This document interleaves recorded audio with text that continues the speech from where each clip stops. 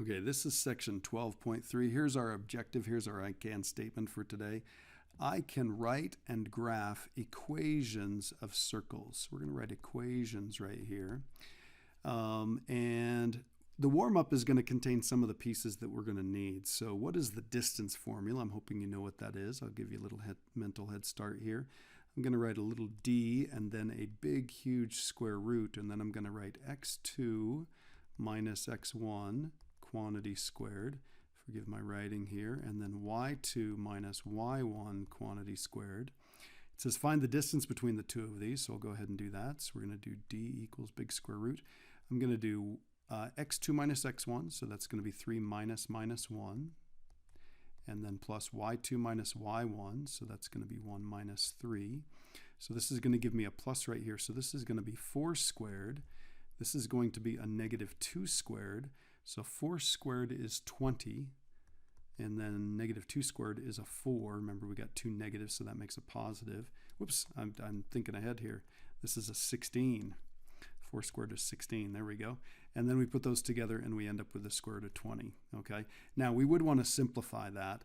This breaks down to 2 and 10, which breaks down to 2 and 5. So this would be a pair of 2s, so we can take a 2 on the outside and then a 5 stuck on the outside. All right. And depending on the format, we may want to change that into a decimal or something like that. But we're going to leave it in simplified radical form because that's good practice for us. And then what's slope-intercept form? So hopefully we all remember that. That's y equals mx plus b.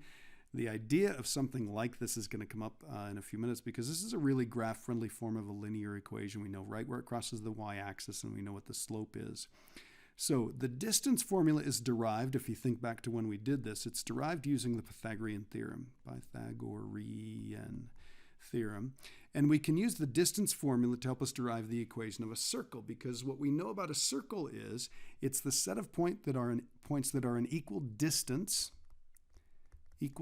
from a given point, and that equal distance is called the radius, and the given point is called the center. Okay, so that's really all we need to know about a circle. We need to know how big is it, so in other words, what's the radius, and we need to know where it is, or in other words, what's the center. So we're going to derive it this way. Now, people have been doing this for a long time, and I've got a little hint right here. So this is what we're going to do. We're going to derive the equation of a circle whose radius is r and whose center is hk. And here's the hint. We're going to find the distance between hk and a point xy. That point xy is on the circle. And we're going to call the distance between the two of them, we're going to call that r. So remember, hk can be anywhere on the xy plane. So I don't have a grid here and no hatch marks or anything like that, no scaling. So I'm going to put hk right here. So I'm going to do an h comma k right there. Okay, and then I'm going to put just a random xy point. I'm going to put it over here. So I'm going to do x comma y. It could be anywhere on the circle. It could be over here, down here. Doesn't really make any difference at all. And then I'm going to draw the direct line distance between the two of these, and I'm going to call that r. Okay. Now, instead of saying the distance is d, I'm going to say the distance is r. So we're going to write this. We're going to write r equals, it'd be a big square root, and then it's going to be x2 minus x1, so x minus h, quantity squared, and then y2 minus y1, so this is y minus k, quantity squared. And really, if you look at it, I mean, that's it. That's the relationship. The distance between the two of them, we're just calling r. That represents the radius. And then this will tell us the distance between any point on the xy plane that is that many units, r units, because that's a constant, between the center and a point on the circle. So this is the formula right here, but we want to clean it up. We want to do a couple things. We don't really like the square root, so what I'm going to do is I'm going to square both sides. So we get this, we get r squared equals x minus h quantity squared plus y minus k quantity squared. And then for kind of the sake of argument and for convention, people said, you know, we don't really like the r squared first. We like to have x's and y's first. So this is what we do. Here's the standard form for the equation of a circle. It's going to be x minus h quantity squared plus y minus k quantity squared equals r squared. So this is a standard form of a circle, real graph-friendly form of a circle where the radius is r and the center is k. So you'll notice we only need to know two things about a circle. We need to know where is it, what's the center, which we can tell by these guys right here. If it's minus h, This is going to be h for an x coordinate. If it's minus k, it's going to be k for a y coordinate. And then we just need to know what the radius is, and for that we just take the square root of this. So remember, squaring both sides here went from the radius to the radius squared, so we just kind of have to reverse the process. Now, if you're interested, there's actually another way to do this. I'm going to drop a line straight down here and straight over here, so I'm going to break this into a horizontal and a vertical. And this point right here, if you think about it, straight down from xy would be x comma something, and straight over from h comma k would be x comma k, okay?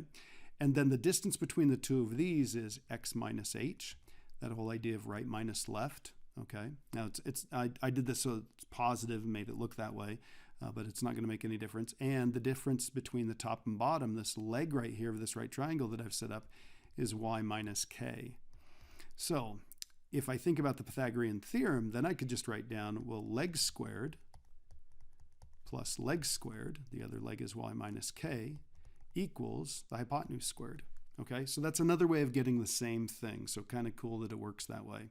So I'm going to come down here, and just a reminder, this is a very graph-friendly form of a circle. It tells us everything we need to know. We can look at it and we can tell what the center is and we can tell what the radius is just by looking. It's kind of like slope-intercept form for lines, except for now we're dealing with circles. Okay, so in its simplest form, it looks like this. So this is way simpler than what we've got over here. Notice that we've got an r squared right there. So the radius is r, and the center of the circle would be at the, well, if you think about it, we're not changing x at all. There's no plus or minus anything there. So the only way that you could do that is if it was 0. So if the vertex was, or sorry, the center was 0, 0, and that would make the center at the origin, okay? So if we come down here, the cool part about this is, I mean, as easy, if not easier than graphing linear equations. So this one right here, you'll notice that the center is at 0, 0, like we were saying. The radius on this one is, remember, you got to take the square root of this because we squared to get rid of the square root. So square root of this is 5.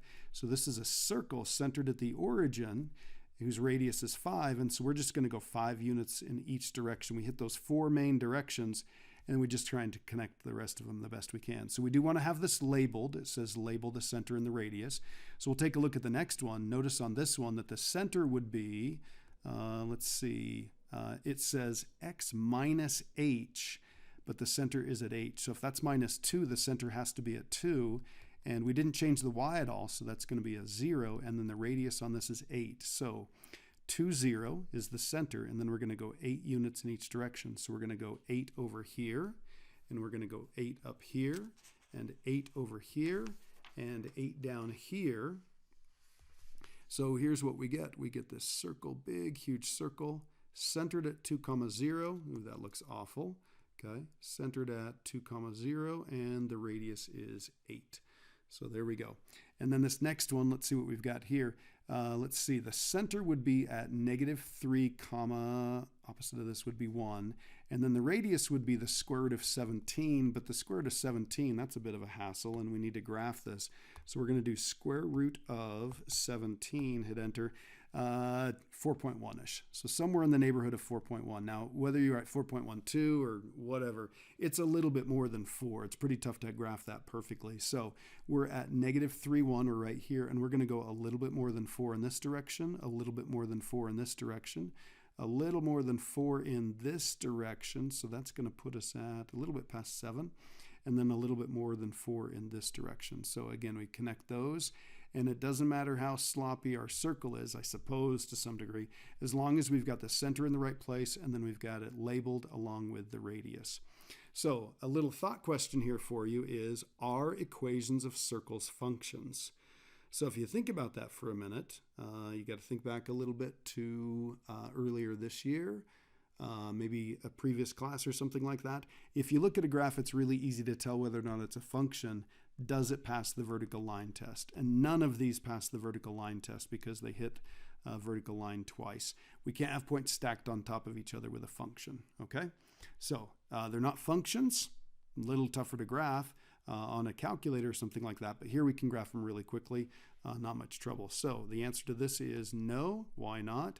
And we'll say does not pass vertical line test. We've got points stacked on top of each other.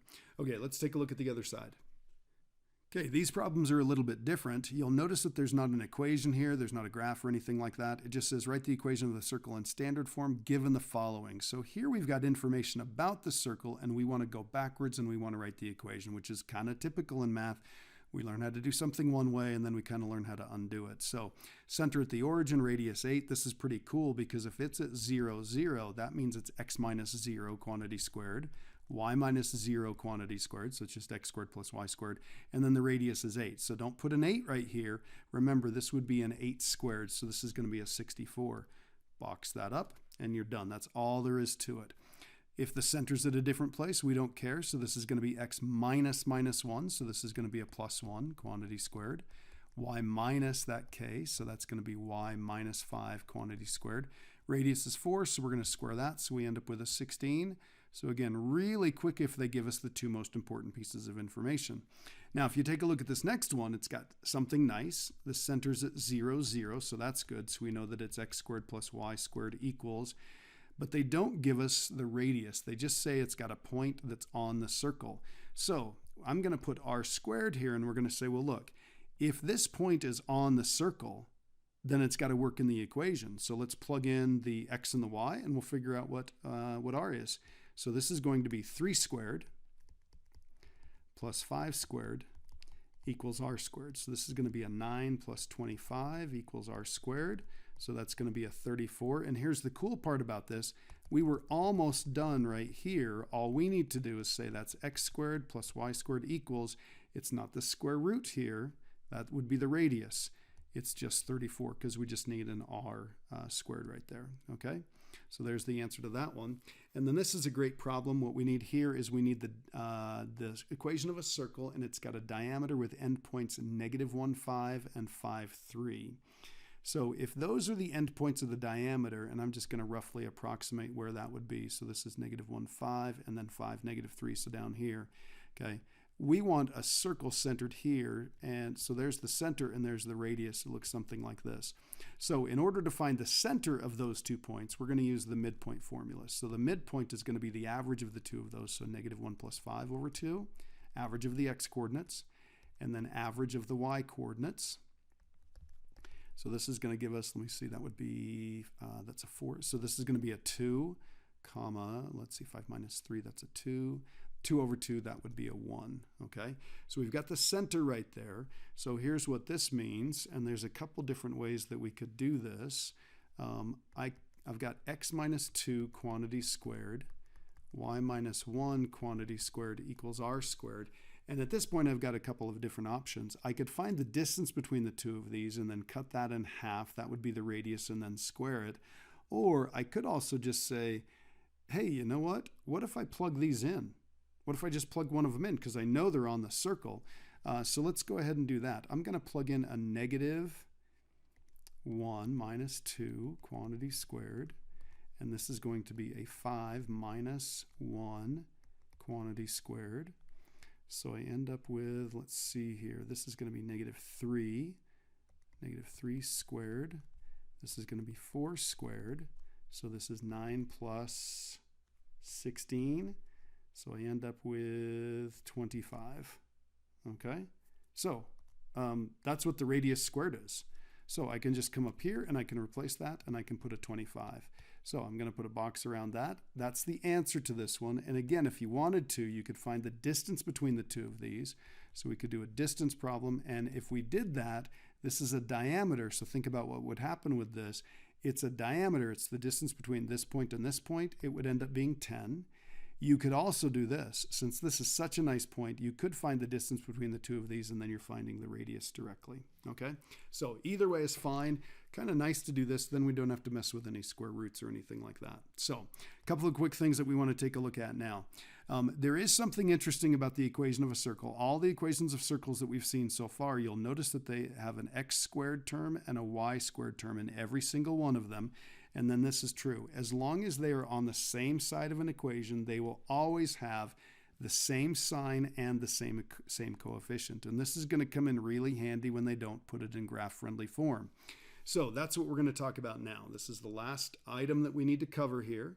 And this is really good preparation for some of the stuff that we're going to do later on, but here's the deal. This is not in a graph-friendly form. This is not where you can just look at it and know exactly what the equation looks like, what the center of the circle is, and all that sort of stuff. So here's what we do.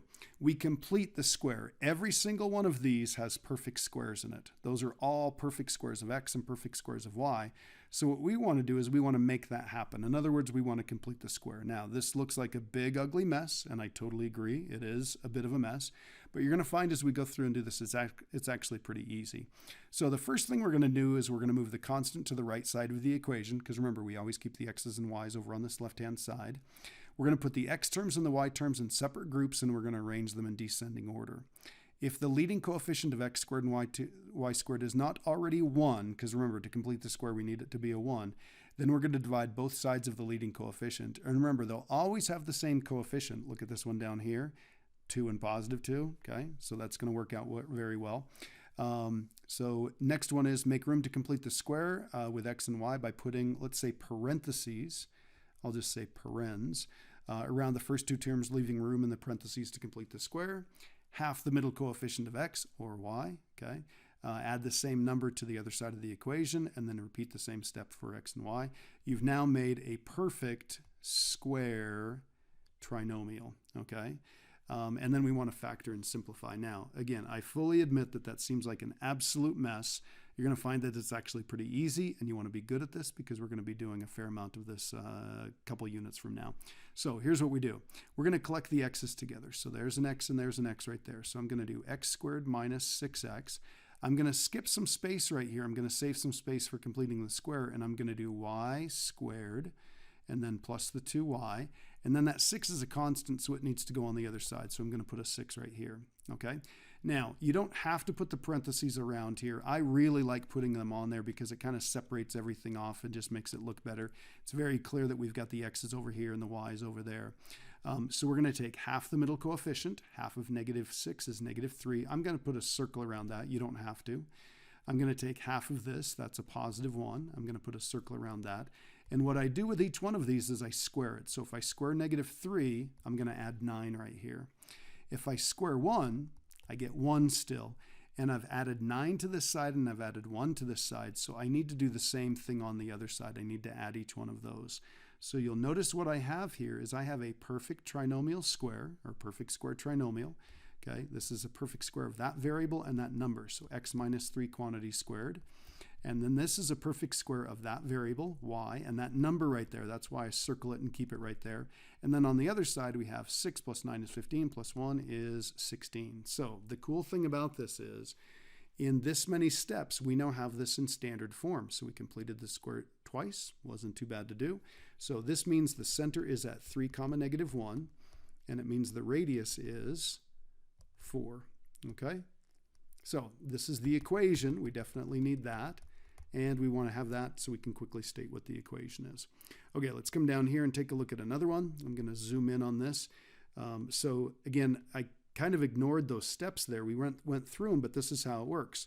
We're going to do x squared plus 8x because we're going to collect those x's together. I'm going to skip room and I'm going to have a y squared. And you'll notice there are no other square or y's at all. And the constant, always take that constant on the other side. Even if it looks pretty nice, put it on the other side. So that's going to be a negative 7 when I move it to the other side. So you'll notice that everything here was in the original problem. I just had to move it around. So here's what we do. Half the middle coefficient, that's a positive 4. Square that, so I'm going to add 16 to this side. So if I add 16 to this side, let's see what we get here. This is going to be a perfect square of that variable and that number right here. So this is x plus 4 quantity squared. The y was already a perfect square, and then over here we've got a negative 7 plus 16, so that's going to be a 9. So what that means is the center is at opposite of this, so negative 4. Same as what's with that, so that's going to be a 0. And then the radius on this one is square root of 9 is 3, okay? So we've got that one. Now I'm going to slide over and take a look at the last one where we have to complete the square, and I think it's the last one on the notes. You'll notice that this has a 2x squared and a 2y squared. So if we can get rid of those, we really can get rid of them at any point. It doesn't make any difference when we do that. I'm going to do it now. So here's what we get. Divide by 2, divide by 2, divide by 2, divide by 2. And if I divide that side by 2, I've got to divide that side by 2. So here's what we've got. X squared plus y squared. Ooh, let's do this. Plus 6x. Save ourselves some space. Okay. Y squared minus 4y, and then over on the other side, this would be a plus 6 on this side, so it's going to be a minus 6 over there.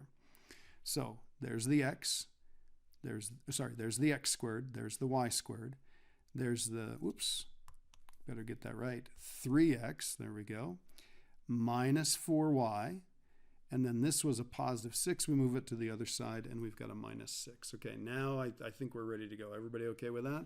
I think we're good. Okay, so half this middle coefficient, this gets a little tricky because this is going to be 3/2. If I square that, I'm going to be adding 9/4. So I'm going to add 9/4 to this side, and I'm going to add 9/4 to this side. I'm going to take half of this middle coefficient, so that's going to be a -2. Forgot to circle this right here. So I square -2 and I get 4. So I'm going to add, I better change colors, make that look right. So this is going to be a +4, and this is going to be a +4. So I've added 4 here and added 4 here, added 9/4 here, added 9/4 here. So I've balanced everything out. I've changed the way the equation looks, but I haven't really changed anything. This is x plus perfect square of that variable and that number. So x plus 3/2 quantity squared plus y, that variable and that number, minus 2 quantity squared. And then I've got to figure this mess out right here. So I'm going to put the two of these together. That's going to be a -2. So this is -2 plus 9/4. And if you want to throw that in your calculator, you're welcome to, but this is also a -8/4 plus 9/4. That ends up being 1/4 if you want to double check me. So this is 1/4. Okay, that is the equation of the circle. But then from that, we've got to know, well, what's the center and what's the radius? So let's take a look here. The center would be at the opposite of this number, so that's going to be -3/2. And then the opposite of this number, so that's going to be a 2. And then the radius, so think about this for just a second. We've got to take the square root of 1/4. Well, remember, square roots work really well with fractions. I can take the square root of the top and square root of the bottom as separately. So this is a 1 on the top, and this is a 2 on the bottom. So this actually has a radius of 1/2.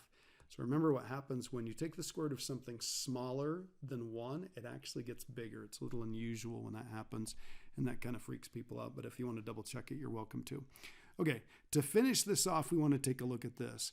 Now, you're familiar with how we graph parabolas. So when we graph a quadratic, if we've got something like this, we've got the parent graph that is just x squared. So we've got that standard parabola shape. Goes like this. Whoops, that should look better, shouldn't it? Okay, comes down here, hits at the origin, and then goes like that. That looks better.